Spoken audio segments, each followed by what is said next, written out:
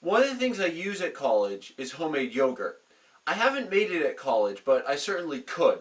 What I have done is have either made it at home or had my parents make it at home and then bring it to college. We get the milk to make our yogurt from a local farm.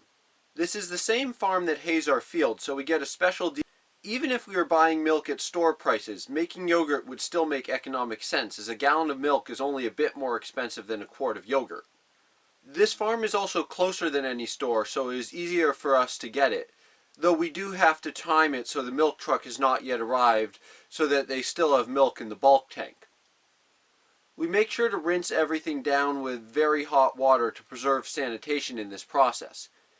In this case, we are biking back home with the milk, so we make sure to wrap the glass containers in plastic bags before putting them in our backpacks.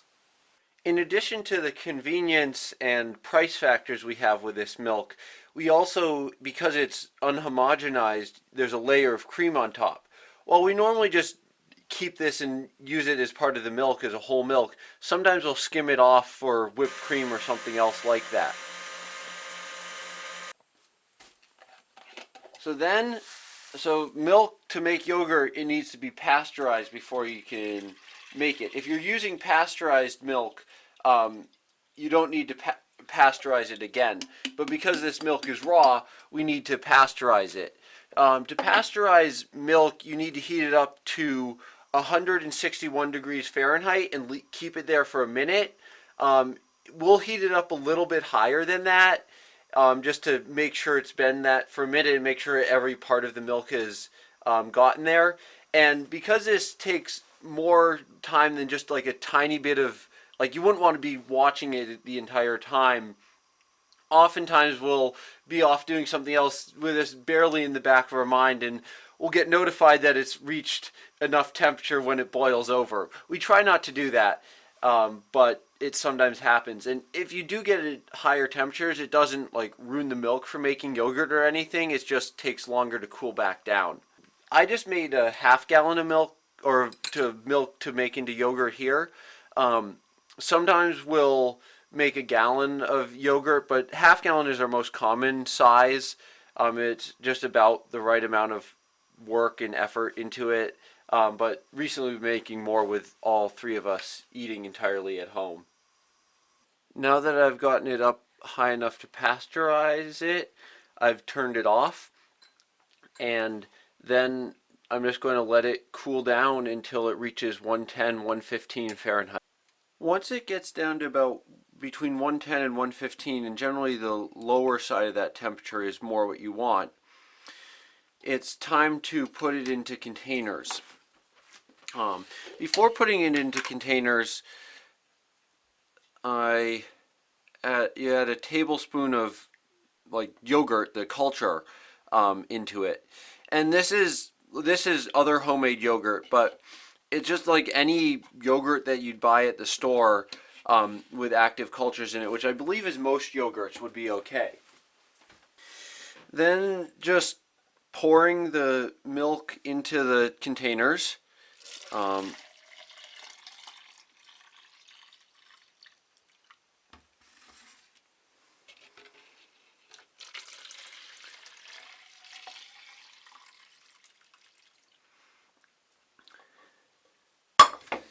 And then mix in the cultures, and these are just reused yogurt containers, and we like to get our culture when we need to reculture this, which happens, it's not entirely clear. If you make yogurt frequently, you can have the culture last for a lot longer, but if you just occasionally make yogurt, the culture can kind of get bad quicker.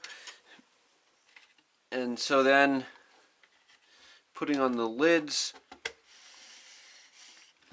and into a cooler to keep it warm for a while with a little bit of extra insulation, and then just kind of leave it for 6 hours at least.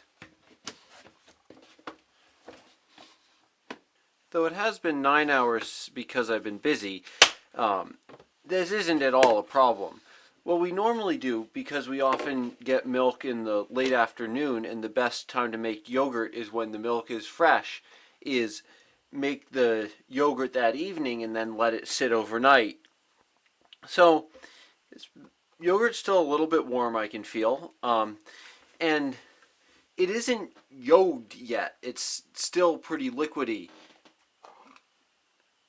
I guess it's yoged a little bit, but it's still pretty liquidy. So what needs to be done now is put it in the refrigerator and let it sit until it's fully cooled down, and then wait a bit until you work with it. And it's important not to like mix it up or just otherwise disturb it too much in this time. So now that the yogurt has cooled overnight, I've got pancakes for breakfast, and we'll put yogurt on a number of things. Pancakes, probably the biggest use is on our oatmeal, but we'll put it on everything. It makes most things taste better. And this yogurt is not going to be quite as like solid as most store-bought yogurt, because most store-bought yogurt uses pectin to keep it a bit solider, whereas this doesn't have anything other than the cultures in it. And some store-bought yogurt, this Butterworks Farm, which is a relatively local, really good yogurt that we reuse the containers for, they don't use pectin in theirs, but their process must be a little bit more refined than ours, so that it can have the yogurt in it and still be like completely solid, or not actually as much as this other store-bought stuff. And we use that as our culture starter. And there are different cultures that you can start with, different yogurt cultures. We mainly just use the kind of traditional normal yogurt, because that's the starter that we can get in a grocery store easily, whereas the other yogurts aren't as easy to get, at least in the US.